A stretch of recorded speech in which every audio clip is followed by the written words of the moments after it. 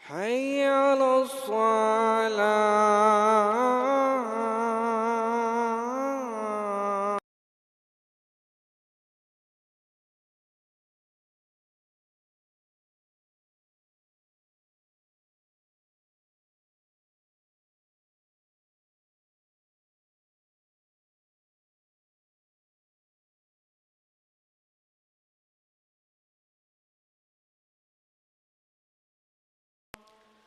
حي على الفلاح.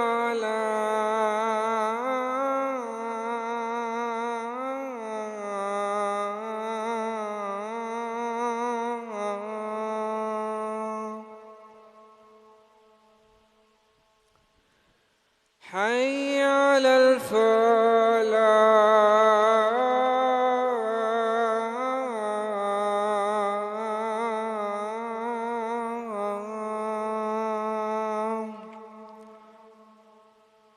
الله أكبر، الله أكبر. لا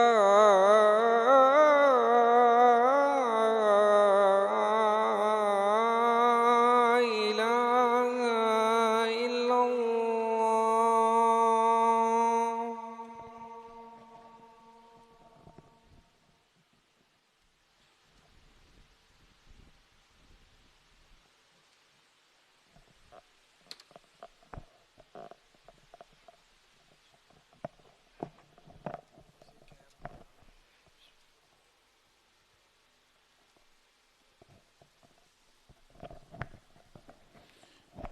الحمد لله نحمده ونستعينه ونستغفره ونؤمن به ونتوكل عليه ونعوذ بالله من شرور أنفسنا ومن سيئات أعمالنا من يهده الله فلا مضل له ومن يضلل فلا هادي له وأشهد أن لا إله إلا الله وأشهد أن محمدا عبده ورسوله. أما بعد فإن خير الحديث كتاب الله وخير الهدي هدي محمد صلى الله عليه وسلم وشر الأمور محدثاتها وكل محدثة بدعة وكل بدعة ضلالة وكل ضلالة في النار. أما بعد أعوذ بالله السميع العليم من الشيطان الرجيم فقلت استغفروا ربكم إنه كان غفارا يرسل السماء عليكم مدرارا ويمددكم بأموال وبنين ويجعل لكم جنات ويجعل لكم انہارا. ہر قسم کی تعریفات اللہ مالک الملک کے لیے ہیں جنہوں نے جنات اور انسان کو حقیقی معنوں میں اپنی پوجا، اپنی بندگی اور اپنی عبادت کے لیے بنایا ہے. جنات اور انسان کی تخلیق کا حقیقی اور بنیادی مقصد یہی تھا کہ وہ بارگاہ رب العالمین میں آیا کریں، اپنی جبین نیاز کو مالک کائنات کی بارگاہ میں آ کے جھکایا کریں، اپنے دست سوال کو کبریا کی بارگاہ میں آ کے پھیلایا کریں، اپنی کمر کو حالت رکوع میں اس کی بارگاہ میں آ کے ہم کیا کریں، اسی کی تکبیر کی صداؤں کو بلند کیا کریں، اسی کی تحلیل کے آوازوں کو اجاگر کیا کریں اور اسی کی تسبیح گیت گایا کریں. چنانچہ ارشاد ہوا وما خلقت الجن والانس الا لیعبدون، اور میں نے نہیں بنایا جنات اور انسان کو مگر اپنی پوجا، اپنی بندگی اور اپنی عبادت کے لیے. حمد و ثنا کے بعد عرب ہا عرب انگنت اور بے شمار درود و سلام ہوں اس ہستی اقدس و مقدس پر کہ جن کا نام نامی اور اسم گرامی محمد کریم صلی اللہ علیہ وآلہ آلہ وصحبہ وبارک وسلم ہے. اللہ رب العزت نے امام کائنات علیہ الصلاۃ والتسلیم کو اہل کائنات کی ہدایت اور ان کی رہنمائی کے لیے مبعوث فرمایا اور آپ کی ذات بابرکات کے ذریعے اہل کائنات کی ہدایت اور ان کی رہنمائی کو مبعوث فرمایا. اللہ رب العزت نے امام الہدیٰ علیہ الصلاۃ والتسلیم کی سیرت طیبہ میں طرح طرح کی خصوصیات کو ودیت فرما دیا تھا اور گوناگوں قسم کی صفات کو آپ کی ذات اقدس و مقدس کا حصہ بنا دیا تھا. اور ان تمام باتوں سے بڑھ کر یہ کہ میرے آقا کی زندگی میں کوئی صبح ایسی نہیں آئی، کوئی شام اور کوئی رات ایسی نہیں آئی، دکھوں کی کوئی گھڑی اور خوشیوں کا لمحہ ایسا نہیں آیا جب مالک کائنات نے اپنی تائید کو، اپنی نصرت کو، اپنی حمایت کاملہ اور اپنی تائید لازوال و بے مثال کو حضرت رسول اللہ صلی اللہ علیہ وسلم کے شامل حال نہ فرمایا ہو۔ اور ان تمام باتوں سے بڑھ کر یہ کہ عرش کے رب نے اپنی آخری کتاب حمید کو سید العرب والعجم، امام المتقین والابرار، حضرت اشرف الانبیاء والمرسلین، حضرت خاتم النبیین جناب محمد کریم صلی اللہ علیہ وسلم کے قلب اطہر میں نازل فرما دیا تھا۔ یہ کتاب کیا ہے؟ علم کا، حکمت کا، دانائی کا، روشنی کا ایک سمندر ہے، اور اس میں غوطہ لگانے والوں کو وہ کچھ ملتا ہے جو دنیا کے کسی اور کتاب کو پڑھنے والے کو وہ اشیاء، وہ علم، وہ حکمت، وہ اسرار و رموز والی باتیں نہیں ملتی۔ خوش نصیب ہیں وہ لوگ جن کا تعلق کلام اللہ کے ساتھ ہے، اور بد نصیب ہیں وہ لوگ جنہوں نے کلام اللہ کے ساتھ اپنے تعلق کو کمزور کر لیا۔ کلام اللہ اس رمضان المبارک کے ماہ مبارک میں نازل ہوا، اور اس کے اندر بہت سی ایسی باتیں موجود ہیں جنہیں ویسے تو ہمیں عمومی اعتبار سے سال بھر کرنے کی ضرورت ہے، لیکن خصوصیت سے ان ایام میں ان کا کرنا ہمارے لیے کئی گنا زیادہ بینیفیشل اور کئی گنا زیادہ اہمیت کا حامل ہے۔ اس کی کچھ وجوہات ہیں۔ اس کی پہلی وجہ بنیادی طور پہ یہ ہے کہ بعض جگہیں اور بعض ایام ایسے ہوتے ہیں جبکہ بادشاہ، شہنشاہ، مالک الملک اپنی صحابت اور فیاضی کے اعتبار سے اس کی رحمت کا دریا اپنے پورے عروج پہ ہوتا ہے۔ حضرات گرامی قدر صحن مسجد میں جتنی اللہ کی رحمتیں ہوتی ہیں اتنی بازار میں نہیں ہوتی، اور جتنی رمضان المبارک کے ماہ مبارک میں ہوتی ہیں اتنی باقی ایام میں نہیں ہوتی۔ چنانچہ ان ایام کے اندر کرنے والے وہ تمام کام بطریق احسن کرنے چاہیے جن کو کرنے کا اللہ تبارک و تعالی نے کلام حمید میں حکم دیا ہے۔ حضرات گرامی قدر، دنیا کا ایک اصول اور ضابطہ ہے کہ جب قانون شکنی ہوتی ہے تو قانون حرکت میں آتا ہے، اور مجرم کو پکڑنے کے لیے اپنے وسائل اور ذرائع کو استعمال کیا جاتا ہے۔ لیکن مجرم اگر اثر و رسوخ والا ہو، صاحب سرمایہ ہو یا جتھوں والا ہو، آپ کے سامنے اس طرح کی مثالیں موجود ہیں، مینشن کرنے کی ضرورت نہیں، تو مجرم یا ملزم جو ہوتا ہے وہ قانون کی گرفت سے بچ نکلنے میں کامیاب ہو جاتا ہے۔ لیکن یہ معاملہ اللہ تبارک و تعالیٰ کی ذات کے ساتھ نہیں ہو سکتا، اس لیے کہ ان القوت للہ جمیعہ، قوتوں کا مرکز میرے پروردگار عالم کی ذات ہے۔ اور جہاں تک تعلق ہے سرمایے کی بات کا، وَلِلَّهِ خَزَائِنُ السَّمَاوَاتِ وَالْأَرْضِ، زمین و آسمان کے خزانے اس ہی کی ملکیت ہیں، چنانچہ اس کو ہم سے کوئی مال، کوئی سرمایہ نہیں چاہیے۔ جو معاملہ دنیا کے اندر قانون شکنی کا ہے وہ معاملہ اللہ تبارک و تعالیٰ کے یہاں بھی قانون شکنی کا ہے۔ قانون شکنی کا اصل ہمیادہ تو انسان کو روز محشر بھگتنا پڑے گا، جہاں پر اللہ تبارک و تعالیٰ نے اس امر کا اعلان فرما دیا، وَأَمَّا مَنْ خَفَّتْ مَوَازِينُهُ فَأُمُّهُ هَاوِيَةٌ، جس کا دایاں پلہ بھاری ہے وہ جنتی ہے، اور جس کا بایاں پلہ بھاری ہے وہ جہنمی ہے۔ لیکن حضرات گرامی قدر، دنیا کے اندر بھی اللہ تبارک و تعالیٰ نے اپنے اس قانون احتساب کو مقرر کر رکھا ہے۔ ما اصابکم من مصیبہ فبما کسبت ایدیکم، جتنی بھی مصیبتیں میری اور آپ کی زندگی میں آ رہی ہیں در حقیقت وہ میرے اپنے نامہ اعمال کی سیاہی کا نتیجہ ہیں۔ وما انا بظلام للعبید، میں نے کبھی اپنے بندوں کے پر ظلم نہیں کیا۔ ما اصابکم من مصیبہ فبما کسبت ایدیکم، جتنی بھی مصیبتیں تم کو آ رہی ہیں در حقیقت تمہارے اپنے نامہ اعمال کی سیاہی کی وجہ سے آ رہی ہیں۔ تمہاری پریشانیاں، تمہاری الجھنیں، تمہارے شکوک و شبہات، تمہارے مالی بحران، یہ سارے کے سارے در حقیقت تمہارے اپنے اعمال کی سیاہی کا نتیجہ ہیں۔ میرا طریقہ تو یہ تھا، من عمل صالحا من ذکر او انثی وہو مؤمن فلنحینہ حیاۃ طیبۃ، جو ایمان کے بعد عمل صالح کرتا ہے ہم تو اس کو طیب زندگی عطا فرماتے ہیں۔ اس طیب زندگی میں انتشار اور بگاڑ اگر پیدا کیا تم نے خود پیدا کیا. میں اگر سوختہ سامہ ہوں، میں اگر سوختہ سامہ ہوں تو یہ رود سیاہ خود دکھایا ہے میرے گھر کے چراغاں نے مجھے. میری زندگی کے جملہ مشاکل در حقیقت میری ہی بدبختی کا، میری ہی بدعملی کا، میری ہی سیاکاری کا نتیجہ ہیں. جب پوری کی پوری قوم یا میس لیول کے اوپر پروردگار عالم کی نافرمانی ہوتی ہے، نتیجہ کیا نکلتا ہے؟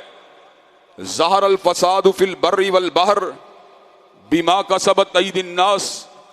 پھر خشکیوں اور تریوں کے اندر فساد ظاہر ہو جاتا ہے، پھر امن و امان تہوبار جو ہوتا ہے بندشوں کا شکار ہوتا ہے. کانت آمینۃ مطمئنہ. اللہ ایک بستی کی مثال دیتے ہیں جس کے پاس 3 زبردست قسم کی نعمتیں موجود تھیں. داخل میں اطمینان تھا، خارج میں امن تھا. یاتیہا رزقہا راغدم من کل مکان. اور رزق با فراغت ہر مقام سے چل کے آ رہا تھا. فکفرت بانعم اللہ. انہوں نے اللہ کی نعمتوں کی ناشکری کی. پھر کیا ہوا؟ فَأَذَاقَهَا اللَّهُ لِبَاسَ الْجُوعِ وَالْخَوْفِ بِمَا كَانُوا يَصْنَعُونَ. اللہ تبارک و تعالیٰ نے امن اور اطمینان کو چھین کر ان کے اوپر خوف کو مسلط کر دیا، اور رزق کو چھین کر ان کے اوپر بھوک کو مسلط کر دیا. اللہ نے سورہ ہود میں ان بستیوں کا ذکر کیا جو بستیاں اپنی بدعملی کی وجہ سے ہلاکت کے گھڑے میں گری. اللہ نے قومیں سمود کا ذکر کیا، قوم عاد کا ذکر کیا، قوم سدوم کا ذکر کیا، قوم مدین کا ذکر کیا، اصحاب اور آل فرعون کا ذکر کیا. اور ان تمام باتوں کے بعد یہ بات کہی وَلَوْ أَنَّ أَهْلَ الْقُرَىٰ آمَنُوا وَاتَّقَوْا لَفَتَحْنَا عَلَيْهِمْ بَرَكَاتٍ مِّنَ السَّمَاءِ وَالْأَرْضِ. اگر بستیوں کے رہنے والے مجرم نہ ہوتے، مومن اور متقی ہوتے، لَفَتَحْنَا عَلَيْهِمْ بَرَكَاتٍ مِّنَ السَّمَاءِ وَالْأَرْضِ، تو میں آسمان و زمین سے ان کے لیے برکات کے دروازوں کو کھول دیتا. پروردگار عالم، ہم ہی مجرم ہیں، ہم ہی گناہگار ہیں، ہم ہی خطا کار ہیں، ہم ہی تیری نافرمانیاں کرنے والے ہیں، ہم ہی بادامالیاں کرنے والے ہیں، ہم ہی سیاکاریاں کرنے والے ہیں، ہم ہی تیری گرفت اور تیرے احتساب سے بے نیاز ہو کر تیری نافرمانی اور سرکشی کے راستوں پہ چلنے والے ہیں. اللہ، ہم سے بہت کچھ ہوا، ہم نے بہت سی بدعمالیاں کی. اللہ بچاؤ کی کیا صورت ہے؟ میرے محبت کرنے والے اللہ، جو کہ جمالی صفات اور جمالی اسماء کو رکھتے ہیں، اور جس کی اسماء جمالیہ اسماء جلالیہ پہ غالب ہیں، اور جس نے اس امر کا اعلان فرما دیا وَرَحْمَتِي وَسِعَتْ كُلَّ شَيْءٍ، اور میری رحمت نے ہر چیز کا احاطہ کیا ہوا ہے. اس نے اس امر کا اعلان فرما دیا یا عبادی الذین اسرفوا علی انفسہم لا تقنطوا من رحمت اللہ ان اللہ یغفر الذنوب جميعا. اے میرے بندو جو اپنی جانوں پہ ظلم کر چکے ہو، میری رحمت سے نا امید نہیں ہونا. ان اللہ یغفر الذنوب جميعا، بے شک میں سارے گناہوں کو معاف کر دوں. سارے گناہوں کے باوجود نفس انسانی میں یہ سوال اکثر ابھرتا ہے کہ شاید ان سارے گناہوں سے مراد کوئی چھوٹے موٹے یا عمومی گناہ ہوں گے، لمم ہوں گے، لاپرواہی سے صادر ہونے والے گناہ ہوں گے. اللہ تبارک و تعالیٰ نے سورہ فرقان میں 3 کبیرہ گناہوں کا ذکر کیا. شرک کا ذکر کیا جو کہ اکبر الکبائر ہے. ان الشرک لظلم عظیم، سارے ظلم ایک طرف ہوں شرک کا مقابلہ نہیں کر سکتے. قتل کا ذکر کیا، انہو من قتل نفسا بغیر نفس او فساد فی الارض فکانما قتل الناس جميعا. جس نے ایک انسان کو مارا ہے بغیر جرم کے مارا ہے، اس نے ایک کو نہیں مارا، اس نے پوری انسانیت کو مارا ہے. اور جس نے کسی عالم دین کو مارا ہے، جس نے کسی دین کے دائی کو مارا ہے، جس نے حضرت حبیب الرحمن کو مارا ہے، جس نے حضرت علامہ شہید کو مارا ہے، جس نے اکابر علماء اسلام کو مارا ہے. ومن یقتل مؤمنا متعمدا فجزاؤہ جہنم خالدا فیہا وغضب اللہ علیہ ولعنہ وأعد لہ عذابا عظیما. اس پر اللہ کا غصہ بھی ہے، ناراضگی بھی ہے، لعنتیں بھی ہیں، جہنم کا دردناک عذاب بھی ہے، بڑا عذاب بھی ہے. اور زنا اتنا بڑا گناہ کہ المتجر رابع کی روایت کے مطابق ایک مرتبہ کا زنا 60 سال کی عبادت کے پر غالب آ جاتا ہے. حضرات گرامی قدر، اس لیے کہ زندگی کا مقصد اپنے آپ کو آلودہ کرنا نہیں. قد افلح من زکاہا وقد خاب من دساہا. کامیاب وہ ہوا جس نے نفس کو پوتر بنا لیا، اور ناکام وہ ہوا وقد خاب من دساہا جس نے نفس انسانی کو آلودہ کر دیا. حضرات گرامی قدر، اتنے بڑے بڑے گناہ کہ ان کے کمبینیشن کا نتیجہ جہنم کے دہکتے ہوئے انگارے ہیں. اللہ کا غصہ ہے، اللہ کی ناراضگی ہے. لیکن حضرات گرامی قدر، پروردگار عالم نے رحمت برا اعلان فرما کر میرے اور آپ کے دل کے پر، اس کے زخموں کے پر مرہم رکھ دیے. اعلان فرما دیا الا من تاب وآمن وعمل عملا صالحا فاولئک یبدل اللہ سیئاتہم حسنات. مگر جو توبہ کو لے کے آئے، جو ایمان کو لے کے آئے، جو عمل صالح کو لے کے آئے، اس کے گناہوں کو معاف ہی نہیں کروں گا بلکہ گناہوں کو نیکیوں کے ساتھ تبدیل فرما دوں. حضرات گرامی قدر، لشکر اسلام لشکر کفار کے مقابلے پہ کھڑا ہو، ڈٹنا واجب ہے، اور بھاگنا اللہ کے غضب کو دعوت دینے والی بات ہے. یا ایھا الذین آمنوا اذا لقیتم الذین کفروا زحفا فلا تولوہم الادبار ومن یولہم یومئذ دبرہ الا متحرفا لقتال او متحیزا الی فئۃ فقد باء بغضب من اللہ ومأواہ جہنم وبئس المصیر. مقابلہ لشکر کفار سے ڈٹ کے رہنا ہے. ومن یولہم یومئذ دبرہ الا متحرفا لقتال او متحیزا الی فئۃ فقد باء بغضب من اللہ ومأواہ جہنم وبئس المصیر. اور جو میدان جنگ سے پلٹ گئے گا سوائے اس نیت کے کہ پلٹ کر جھپٹنا، جھپٹ کر پلٹنا لہو گرم رکھنے کا ہے ایک بہانہ. جو اس نیت سے پلٹا کہ دوبارہ حملہ کرنا ہے اس کی بات نہیں، لیکن جو بھاگنے کے لیے پلٹا ہے فقد باء بغضب من اللہ، اس کے اوپر اللہ کا غصہ ہے، ناراضگی ہے. فقد باء بغضب من اللہ ومأواہ جہنم، وہ جہنمی ہے. وبئس المصیر، اور انتہائی برا ٹھکانہ ہے. لیکن سید الاولین والآخرین نے کمال کا اعلان فرما دیا کہ ایسا شخص بھی بارگاہ رب العالمین میں آ کے الفاظ کہے استغفر اللہ الذی لا الہ الا هو الحی القیوم واتوب الیہ، اللہ اس کی بھی خطاؤں کو معاف کر دیتا. حضرات گرامی قدر، سیرت انبیاء کا مطالعہ کیجئے. کم از کم 2 نبی ایسے ہیں جنہوں نے ہمیں اللہ سے رجوع کرنے کا طریقہ اور طریقہ بڑے ہی آسان انداز میں سمجھایا ہے. سیدنا آدم کو جب شجر ممنوعہ کو استعمال کرنے کے بعد زمین پہ اتارا گیا تھا اور لباس جنت کو ان سے اور ان کی اہلیہ کو واپس لے لیا گیا تھا. حضرت آدم علیہ السلام کو جنت کی آب و ہوا، جنت کا خوشنما موسم اور اس کی یاد بڑی شدت سے ستائی. اپنے رحیم و کریم مولا کی یاد بھی آئی. الفاظ کہے تو کیا کہے، ربنا ظلمنا انفسنا وان لم تغفر لنا وترحمنا لنکونن من الخاسرین. اے ہمارے پروردگار، ہم نے اپنی جانوں پہ ظلم کیا ہے، اگر آپ نے ہمیں معاف نہ کیا اور ہم پہ رحمت نہ کی لنکونن من الخاسرین، ہم خسارہ پانے والوں میں شامل ہو جائیں گے. تو اللہ تبارک و تعالی نے حضرت آدم علیہ السلام کی فریاد کو قبول و منظور فرما لیا.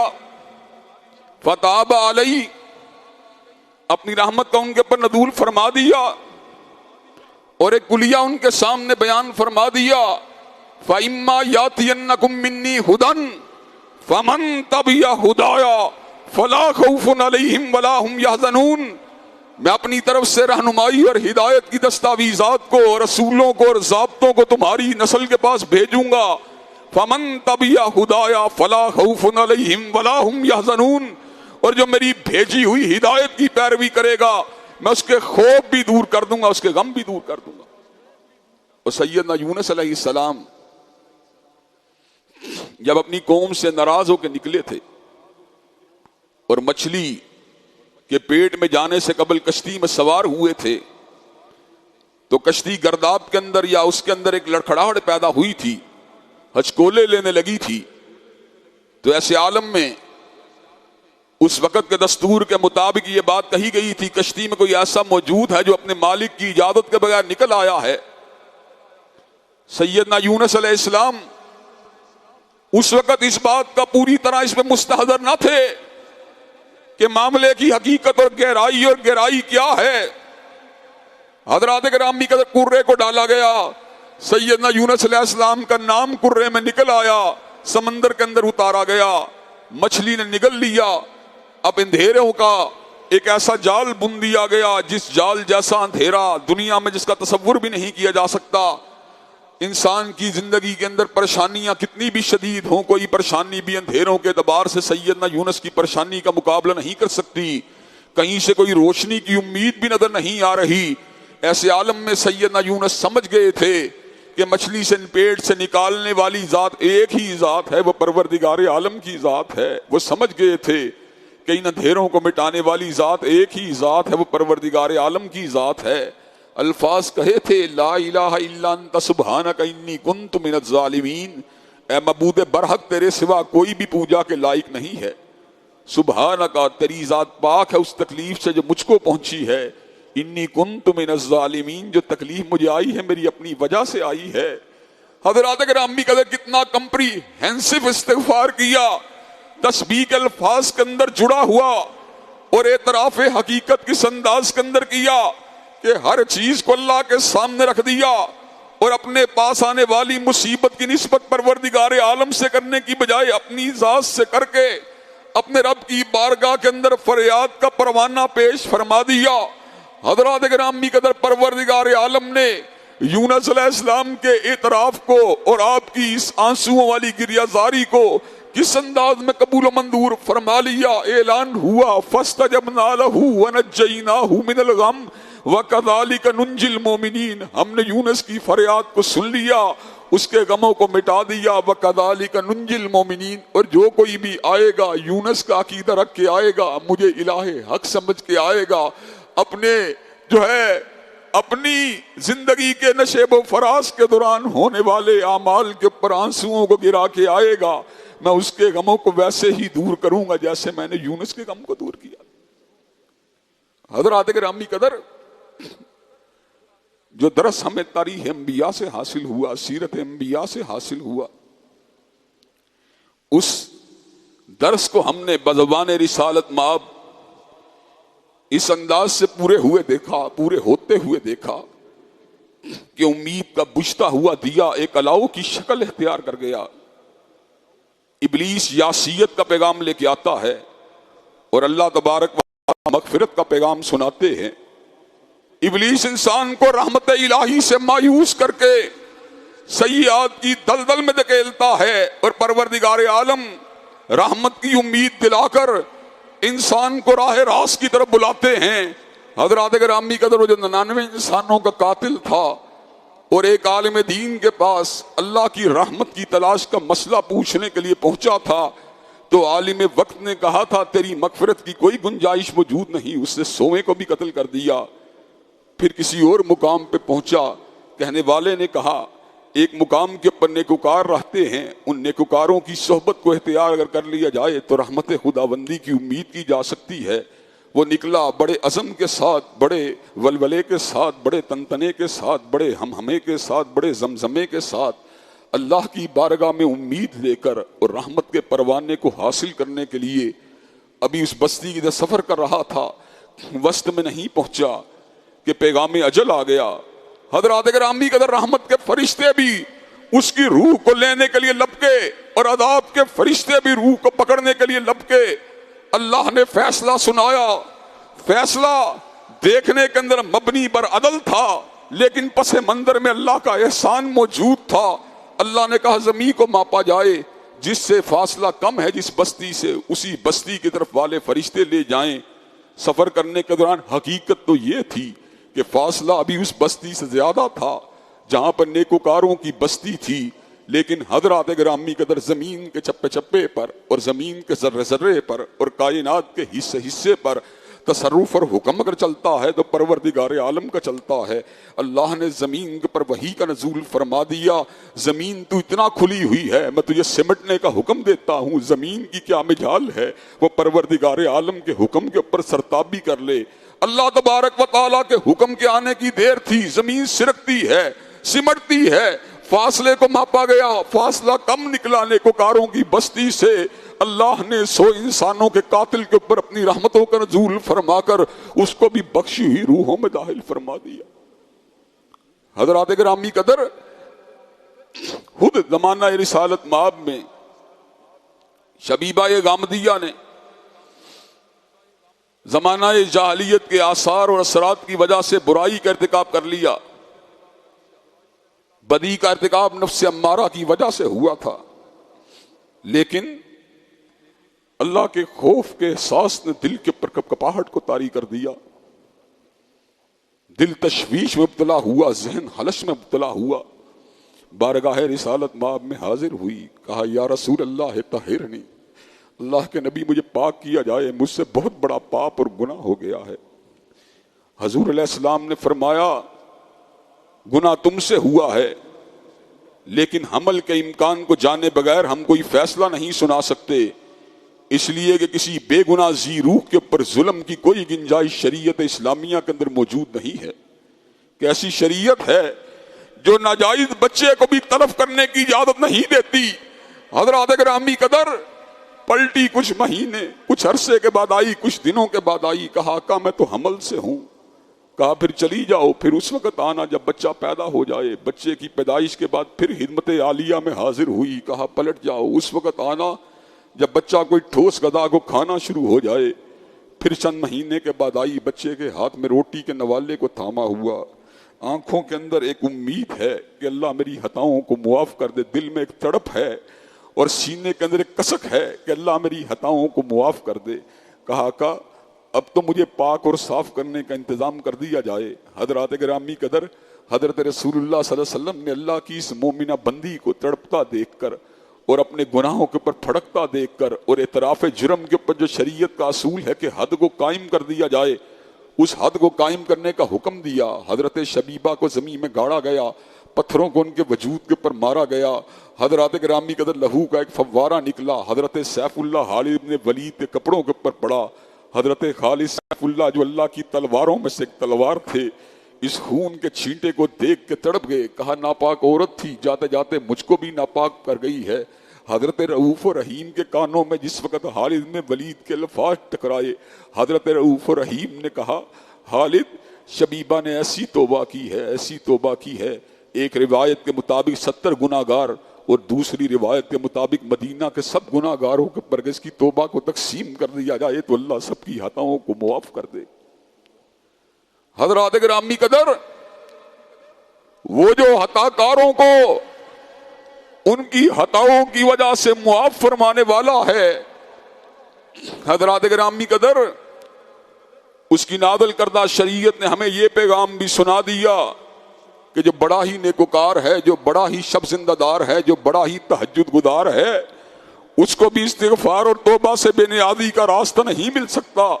اللہ نے اہل ایمان کی اداؤں کا ذکر کیا، اہل ایمان کی راتوں کا ذکر کیا۔ میری راتیں کیا اس سانچے میں ڈلی ہوئی ہیں؟ میری راتیں تو گناہوں کے سانچے میں ڈلی ہوئی ہیں، میری تنہائیاں تو اللہ کی نافرمانی میں ڈلی ہوئی ہیں۔ اللہ نے ان نفوس قدسیہ کا ذکر کیا، والذین یبیتون لربہم سجدا وقیاما، کہ جن کی راتیں عرش والے کے سامنے گڑ گڑاتے ہوئے گزرا کرتی تھیں۔ والذین یبیتون لربہم سجدا وقیاما، جن کی راتیں حالت سجدہ اور حالت قیام میں گزرا کرتی تھی۔ کانوا قلیلا من اللیل ما یہجعون، پروردگار عالم کی محبت اور حشیت جو ہوتی تھی ان کی نیند پہ غلبہ پا لیا کرتی تھی۔ کانوا قلیلا من اللیل ما یہجعون، راتوں کو سونا ان کے لیے مشکل ہو جایا کرتا تھا۔ پھر جب راتوں کو اللہ کی بندگی میں گزارا کرتے تھے، پھر صبح کیسے عالم میں کیا کرتے تھے۔ اللہ نے صبحوں کا جب منظر کھینچا ہے وہ منظر بڑا ہی عجیب ہے۔ وَبِالْأَسْحَارِ هُمْ يَسْتَغْفِرُونَ، جب سحری کا وقت آتا تھا تو ساری رات تہجد کو پڑھنے والے، ساری رات قیام کو کرنے والے اللہ کی بارگاہ میں استغفار اور توبہ کے آنسوؤں کو گرا رہے ہوتے تھے کہ اللہ تبارک و تعالی عبادت تو کی ہے لیکن حق تو یہ ہے کہ حق ادا نہ ہوا۔ حضرات گرامی قدر، سید الاولین والآخرین اور امام المتقین والابرار اور حضرت اشرف الانبیاء والمرسلین اور حضرت خاتم النبیین کہ جن جیسا کوئی نہ ان سے پہلے کبھی آیا ہے نہ ان کے بعد کبھی آئے گا، مادت الدہور وما تین بمثلہ ولقد آتا فاجزنا عن نظرائہ، پھرتا ہے فلک برسوں، پھرتا ہے فلک برسوں، پھر حق کے پردے سے انسان نکلتا ہے۔ اور حضرات گرامی قدر کیسا انسان پھر حق کے پردے سے نکلا کہ پنڈت ہری چند اختر کو بھی یہ بات کہنا پڑی، کس نے ذروں کو اٹھایا اور صحرا کر دیا، اور کس نے قطروں کو ملایا اور دریا کر دیا، اور آدمیت کا غرض ساما مہیا کر دیا، اور ایک عرب نے آدمی کا بول بالا کر دیا۔ وہ جو فخر انسانیت ہے، وہ جو ساقی حوض کوثر ہے، وہ جو شفیع المذنبین ہے، حضرات گرامی قدر جس کی راتیں اللہ کی بندگی میں اس انداز میں گزرتی ہیں کہ خود پروردگار عالم کو اس کی ضیافت تباہ کے لیے آسمان سے وحی کا نزول فرمانا پڑا۔ یا ایھا المزمل قم اللیل الا قلیلا نصفہ او انقص منہ قلیلا او زد علیہ ورتل القرآن ترتیلا۔ اے چادر کو اوڑھنے والے مدثر و مزمل، ساری ساری رات نہ کھڑے ہوا کرو، او میرے پیارے، میرے لاڈلے، میرے محبوب، پوری پوری رات نہ کھڑے ہوا کرو۔ یا ایھا المزمل قم اللیل الا قلیلا نصفہ او انقص منہ قلیلا۔ اگر تو نے مجھے تجھ سے، تو نے میری محبت میں بےتاب ہو کر اور میری محبت میں تڑپ کر کھڑے ہی ہونا ہے تو نصف رات اس سے کچھ کم یا کچھ زیادہ میری بارگاہ میں کھڑا ہوا کر۔ تیری بھی بیویاں ہیں، تیرے بھی گھر والے ہیں، تیرے بھی بڑے پیارے ہیں، تجھے دن کے وقت بھی جہاد کے کام ہوتے ہیں، تجھے دن کے وقت بھی معاملات ہوتے ہیں، تو نے دن کے وقت بھی پنچایتوں کو لگانا ہوتا ہے، تو نے دن کے وقت بھی قیام کو کرنا ہوتا ہے، تو نے دن کے وقت بھی معاملات کی انجام دہی کو کرنا ہوتا ہے۔ تو والی حجاز ہے، تو سید الابرار ہے، تو رات پوری نہ کھڑا ہوا کر۔ لیکن حضرات گرامی قدر جس کی رات ہچکیوں میں گزرا کرتی تھی اور جس کی رات آنسوؤں میں ڈوبی ہوئی کرتی تھی اور جس کے سینے سے ہچکیاں جو تھیں وہ اس انداز میں نکلتی تھی جس طرح ہنڈیا ابل رہی ہوتی ہے، اس کی اللہ کے حضور جو تھا عاجزی اور انکساری کا عالم کیا تھا۔ ایک ایک مجلس کے اندر صحابہ کہتے ہیں 70 مرتبہ استغفار کو کیا کرتے تھے اور کئی مرتبہ 100 مرتبہ استغفار کو کیا کرتے تھے۔ صحابہ حیران ہوتے اتنی تڑپ کے ساتھ مغفرت کی طلب کی وجہ کیا ہے؟ کہا وجہ یہ ہے کہ اللہ نے اتنے انعامات اور احسانات کیے ہیں کہ ہم اس کا شکر کرنے والا بندہ نہ بنے۔ حضرات گرامی قدر، لزوم استغفار کا نتیجہ کیا ہے؟ استغفار سے چمٹ جانے کا نتیجہ کیا ہے؟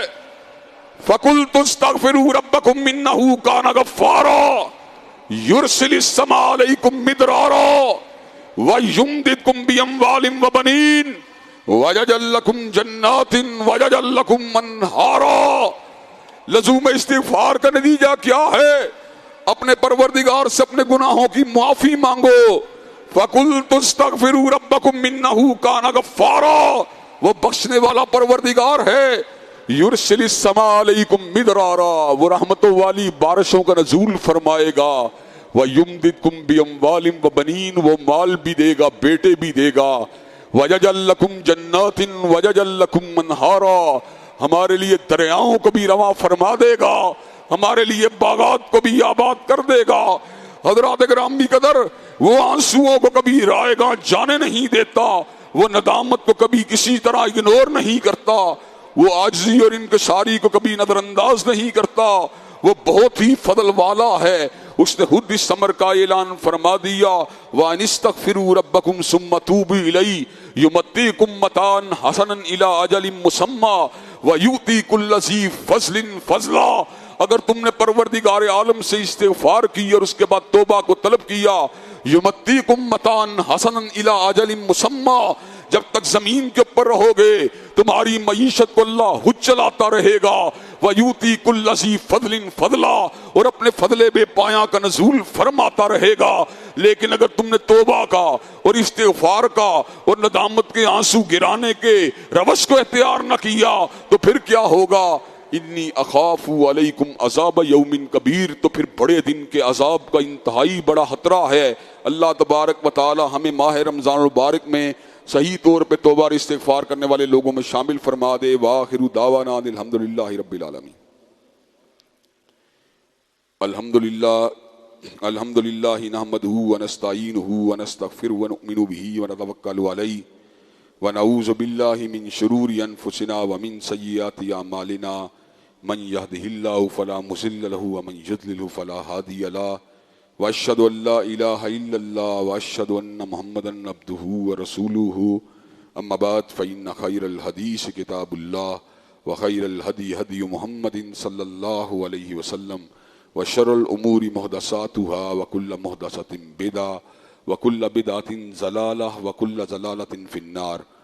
حضرات گرامی قدر، زندگی میں آنے والے نشیبی واقعات یا نشیبی مواقع یا نشیبی پیچ یہ در حقیقت ہمارے اپنے گناہوں کی وجہ سے ہیں۔ ہم جراثیم کے اثرات کو تو مانتے ہیں، ہم ارتھ کویک کے اندر زمین کے اوپر پڑنے والی پلیٹوں اور ان کے دھڑاڑوں کے اثرات کو تو مانتے ہیں، لیکن اپنے پاپ اور اپنے گناہوں کے اثرات کو تسلیم نہیں کرتے جو کائنات کی سب سے بڑی حقیقت ہے۔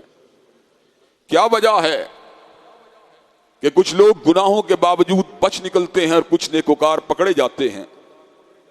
یہ ایک ایسا سوال ہے جو بہت سے لوگوں کے ذہنوں میں الجھن اور تشویش کو پیدا کرتا ہے۔ اللہ نے اس سوال کا جو جواب دیا وہ بڑا ہی باکمال ہے۔ قَالِ اللَّهِ مَا فِي السَّمَاوَاتِ وَمَا فِي الْأَرْضِ، اللہ ہی کے لیے ہے جو آسمانوں زمینوں میں ہے۔ وَإِن تُبْدُوا مَا فِي أَنفُسِكُمْ أَوْ تُخْفُوهُ يُحَاسِبْكُم بِهِ اللَّهُ، اگر تم کسی بات کو ظاہر کرو یا چھپا لو اللہ تمہارا محاسبہ کر رہا ہوتا ہے۔ پھر اللہ کیا وجہ ہے کئی پکڑے جاتے ہیں اور کئی چھوڑ دیے جاتے ہیں؟ کا وجہ پتا کیا ہے؟ فَيَغْفِرُ لِمَن يَشَاءُ وَيُعَذِّبُ مَن يَشَاءُ، فَيَغْفِرُ لِمَن يَشَاءُ وَيُعَذِّبُ مَن يَشَاءُ، میں بادشاہ ہوں، جس کو چاہوں معاف کر دوں، جس کو چاہوں پکڑ دوں۔ فَيَغْفِرُ لِمَن يَشَاءُ وَيُعَذِّبُ مَن يَشَاءُ، میں بادشاہ ہوں، جو مرضی فیصلہ کروں۔ کیا میرے فیصلے میں تم مثر انداز ہو سکتے ہو؟ کیا تم میرے فیصلے میں مداخلت کر سکتے ہو؟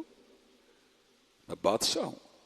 فَيَغْفِرُ لِمَن يَشَاءُ وَيُعَذِّبُ مَن يَشَاءُ وَاللَّهُ عَلَى كُلِّ شَيْءٍ قَدِيرٌ، جس کو چاہوں پکڑ لوں، جس کو چاہوں معاف کر دوں، میں ہر چیز پہ قادر ہوں۔ حضرات گرامی قدر، قانون مہلت نے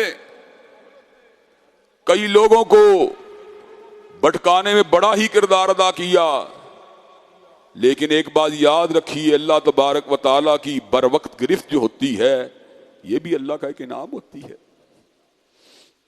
یہ انسان کو مستقبل کے گناہوں سے بچانے کا سبب بن جاتی ہے۔ جس کو اللہ ڈھیل دیتا ہے کئی مرتبہ وہ بغاوت کے راستے پہ چل نکلتا ہے۔ انسان کی اصل کا ذکر اللہ نے سورہ قیامہ میں کیا، بل یرید الانسان لیفجر امامہ، بل یرید الانسان لیفجر امامہ، انسان تو چاہتا ہے آئندہ آنے والی پوری کی پوری زندگی نافرمانیوں میں گزارے، انسان تو پوری زندگی بغاوت میں گزارنا چاہتا ہے، لیکن یہ میرے رب کا فضل ہوتا ہے، جس کو چاہتا ہے گناہوں سے روکنے کے لیے ٹھوکر لگا دیتا ہے، اور جس کو چاہتا ہے ڈھیل دے دیتا ہے، اور آخرت کے دن پھر جو پکڑے گا اس کی پکڑ اس وقت انسان سوچے گا کاش زمین کے اوپر ہی مجھے سیدھے راستے پہ اللہ نے چلا دیا ہوتا۔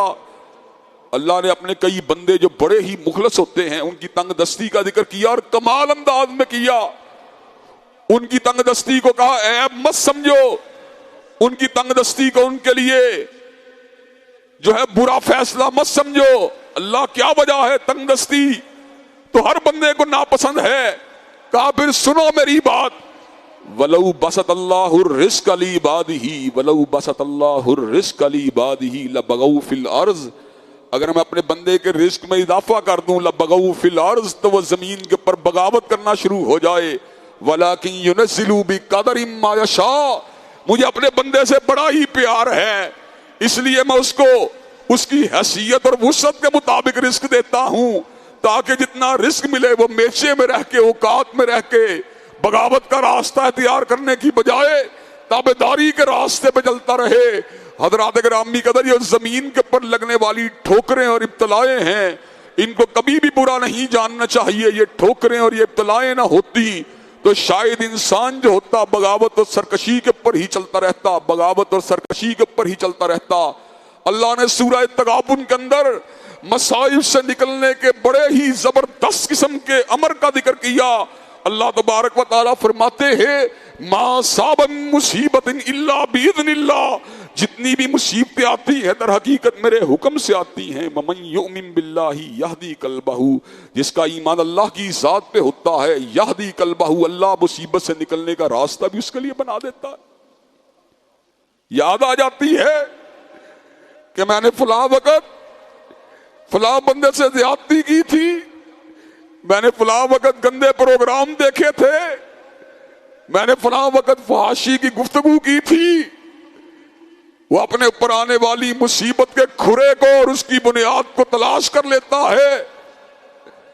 جب وہ بنیاد کو پکڑتا ہے پھر اس کی زبان سے ایک ہی الفاظ نکلتے ہیں، استغفر اللہ الذی لا الہ الا هو الحی القیوم واتوب الیہ، ربنا ظلمنا انفسنا وان لم تغفر لنا وترحمنا لنکونن من الخاسرین، لا الہ الا انت سبحانک انی کنت من الظالمین، رب اغفر وارحم وانت خیر الراحمین، ربنا اغفر لنا ذنوبنا واسرافنا فی امرنا وثبت اقدامنا وانصرنا علی القوم الکافرین، اللہم انت ربی لا الہ الا انت خلقتنی وانا عبدک وانا علی عہدک ووعدک ما استطعت، ابوء لک بنعمتک علی ابوء بذنبی فاغفر لی فانہ لا یغفر الذنوب الا انت۔ پھر یہی الفاظ اس کی زبان پہ آتے ہیں، رب اغفر لی وتب علی انک انت التواب الغفور۔ پھر یہی الفاظ زبان سے نکلتے ہیں، رب اغفر لی وتب علی انک انت التواب الرحیم۔ پھر یہی الفاظ زبان پہ آتے ہیں، رب اغفر وارحم وانت خیر الراحمین۔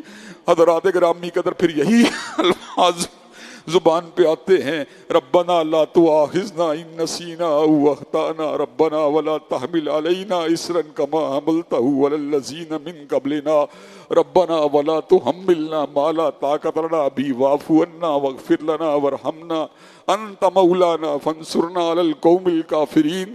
حضرات گرامی قدر، استغفار کی حقیقت کو پا لینے والے کو پتہ چل جاتا ہے، استغفار دنیا کی وہ واحد چابی ہے جو ہر بندش کو کھول دیتی ہے، ہر تالے کو توڑ دیتی ہے، ہر مصیبت کو اڑا دیتی ہے، ہر پریشانی کو فنا کر دیتی ہے، اللہ کی رحمتوں کی نوید سناتی ہے، دنیا کو بھی کشادہ کر دیتی ہے، آخرت کو بھی آسان بنا دیتی ہے۔ اس لیے ہمیں رمضان المبارک کے ماہ مبارک و مقدس میں بکثرت استغفار کرنے کی ضرورت ہے۔ اور حضرات گرامی قدر، اس موقع کے اوپر میں آپ کی توجہ جامعہ علامہ احسان الہی ظہیر کی طرف بھی ضرور ملتفت کرنا چاہوں گا۔ یہاں پر نماز پڑھنے والے 3، 4، 5 ہزار ساتھی، اگر ہر ساتھی فقط 1000 روپے کی ڈونیشن بھی دے کے جائے تو اللہ تبارک و تعالیٰ کے فضل و کرم سے جامعہ علامہ ظہیر سے تقوی کا پیغام، للہیت کا پیغام، حب رسول کا پیغام، حرمت رسول اللہ کا پیغام، ختم نبوت کا پیغام، فضائل صحابہ کا پیغام، اقامت دین کا پیغام، اور وہ وضعی قوانین جنہوں نے ملک کے حلیے کو بگاڑنے کی کوشش کی ہے، فحاشی مبنی قوانین، ان کے خلاف آواز، اللہ کے فضل و کرم سے تمام کے تمام معاملات، پھر تعلیم کے معاملات، تعلم کے معاملات، حفظ کے معاملات، درس نظامی کے معاملات، دارالمطالعہ کے معاملات، علم الصرف النحو کے کورسز، اور اللہ کے فضل و کرم سے اللہ کے دین کو غالب کرنے والے نوجوانوں کی تعلیم و تربیت کے پروگرام، حضرات گرامی قدر، اور پھر مزید اس کی توسیع کے پروگرام، اس کی خوشنمائی، اس کی دل ربائی کے پروگرام، حضرات گرامی قدر، اس میں آپ تمام لوگوں کو اپنا کنٹریبیوشن ہر صورت کرنا چاہیے۔ مجھ سے رابطہ کرنا چاہیں، قیم بیٹے سے رابطہ کرنا چاہیں، اسی طرح ہمارے اساتذہ سے رابطہ کرنا چاہیں، کاؤنٹر کے اوپر رابطہ کرنا چاہیں، حضرات ضرور کنٹریبیوٹ کریں، اس لیے کہ وَمَا أَنفَقْتُم مِّن شَيْءٍ فَهُوَ يُخْلِفُهُ وَهُوَ خَيْرُ الرَّازِقِينَ۔ جس مال کو آپ اللہ کے راستے میں خرچ کرتے ہیں اللہ اس کا اس سے بہتر بدل دیتا ہے اور وہ بہترین رزق دینے والا ہے۔ اور آخری اہم بات یہ ہے مسجد اقصیٰ جو ہے وہ آج پھر کسی فاروق اعظم کی یلغار کی منتظر ہے اور کسی صلاح الدین کی پکار کی منتظر ہے۔ حضرات گرامی قدر امت مسلمہ کے سوئے ہوئے ضمیر کو فلسطینیوں کی آہیں اور سسکیاں جو ہیں وہ جگانے کی کوشش کر رہی ہے، لیکن سویا ہوا ضمیر جاگ نہیں رہا۔ مسلمان نے اس حقیقت کو بلا دیا کہ انما المؤمنون اخوہ، کہ مومن آپس میں بھائی بھائی ہیں، اور مسلمانوں نے اس حقیقت کو بلا دیا کہ اخوت اس کو کہتے ہیں چبھے کانٹا جو کابل میں تو ہندوستان کا ہر پیر و جواں بے تاب ہو جائے۔ مسلمانوں کو اس حقیقت کو دوبارہ دل سے لگانے کی ضرورت ہے۔ وہ ماں جس کے دوپٹے کو کھینچا جا رہا ہے وہ بھی میری ماں ہے، وہ بہن جس کی چادر کو اتارا جا رہا ہے وہ بھی میری بہن ہے، وہ نوجوان جس کے سینے میں سنگینوں کو اتارا جا رہا ہے وہی میرا بھائی ہے، وہ بیٹا جس کو ذبح کیا جا رہا ہے وہ میرا اپنا ہی تو بیٹا ہے۔ حضرات گرامی قدر امت مسلمہ کے حکمرانوں، تم نے درس جہاد کو بلا کر اچھا نہیں کیا۔ حضرت علامہ نے بجا طور پہ کہا تھا تجھ کو بتاتا ہوں تقدیر امم کیا ہے، تجھ کو بتاتا ہوں تقدیر امم کیا ہے، شمشیر و سناول، تجھ کو بتاتا ہوں تقدیر امم کیا ہے، شمشیر و سناول، شمشیر و سناول، طاؤس اور رباب آخر۔ حضرات گرامی قدر افسوس کی بات یہ ہے ہم نے اللہ اور اس کے رسول کے پیغام کو بلا دیا، نتیجتاً کیا ہوا؟ ضربت علیہم الذلۃ والمسکنہ وباؤوا بغضب من اللہ۔ آج ذلت اور مسکنت کی بنیادی وجہ کیا ہے اور اللہ کے عذاب کی بنیادی وجہ کیا ہے؟ ذالک بانہم کانوا یکفرون بآیات اللہ ویقتلون النبیین بغیر الحق ویقتلون الذین یامرون بالقسط من الناس۔ اس کی بنیادی وجہ یہ ہے کہ ہم آیت اللہ کو جھٹلانے والے ہیں، ہم انبیاء کے پیروکار اور ان کے جانشینوں اور ان کے ورثاء کو شہید کرنے والے ہیں، اور ہم زمین کے اوپر گناہوں اور یورس کو بپا کرنے والے ہیں۔ اللہ تبارک و تعالی ہمیں صحیح معنوں میں اپنی اصلاح کرتے ہوئے اپنے حقیقی دین کی پلٹنے کی توفیق دے۔ جس وقت ہم بیلوں کی دموں کو پکڑ لیں گے اور اینا کی تجارت کو کرنا شروع ہو جائیں گے اور مادیت کو اپنا ہدف اول و آخر بنا لیں گے تو اللہ تبارک و تعالی ترک جہاد کی وجہ سے امت کے اوپر ذلت کو مسلط کرے گا، اور وہ ذلت اس وقت دور نہیں ہو سکتی جب تک حضرت رسول اللہ کی تلوار جہاد کو اٹھا نہیں لیا جاتا، جب تک مظلوم کی حمایت کے اندر آواز حق کو اور اپنے وسائل کو اور اپنے تمام کے تمام جو ہیں ترجیحات کو ان کے لیے وقف نہیں کر دیا جاتا۔ اور اس ضمن کے اندر ایک آخری بات کہہ کے اپنی بات کو ختم کروں گا، ان اللہ اشترى من المؤمنین انفسهم واموالهم بان لهم الجنہ۔ اللہ نے مومنوں کی جانوں اور مالوں کے بدلے ان سے جنت کی ٹریڈنگ کی ہے۔ یقاتلون فی سبیل اللہ، وہ اللہ کے راستے میں لڑتے ہیں، فیقتلون ویقتلون، پھر وہ دوسروں کو بھی جو اعدائے دین کو بھی مارتے ہیں اور خود بھی مرتے ہیں۔ پھر نتیجہ کیا نکلتا ہے؟ وعدن علیہ حقا فی التوراۃ والانجیل والقرآن، یہ اللہ کا سچا وعدہ ہے جو اللہ نے تورات کے اندر بھی کیا ہے، انجیل کے اندر بھی کیا ہے اور قرآن کے اندر بھی کیا ہے۔ ومن اوفا بعہدہ من اللہ فاستبشروا ببیعکم الذی بایعتم بہ، اور اللہ سے سچا وعدہ کسی کا نہیں ہو سکتا۔ فاستبشروا ببیعکم الذی بایعتم بہ، اور بشارت ہو تم سب کے لیے کہ اس سے اچھی ٹریڈنگ کی کوئی گنجائش موجود نہیں ہے۔ اللہ تبارک و تعالی ہم سب کو سیدھے راستے پہ چلنے کی توفیق دے، جامعہ کے ساتھ بھی تعاون فرمائیں اور مظلوم مسلمانوں کی حمایت کے لیے بھی اللہ کی بارگاہ میں گڑ گڑائیں، اور اللہ تبارک و تعالی سے جو ہے گڑ گڑا کے دعا مانگیں کہ اللہ مسلمان حکمرانوں کو ہوش کے ناخن لینے کی توفیق دے کہ وہ اعدائے دین کے مقابلے پر اور کفار کے مقابلے پر سینہ صبر ہونے کے لیے تیار ہو جائیں۔ ان اللہ یامر بالعدل والاحسان وایتاء ذی القربى وینہی عن الفحشاء والمنکر والبغی، سبحان ربک رب العزۃ عما یصفون والسلام علی المرسلین والحمد للہ رب العالمین۔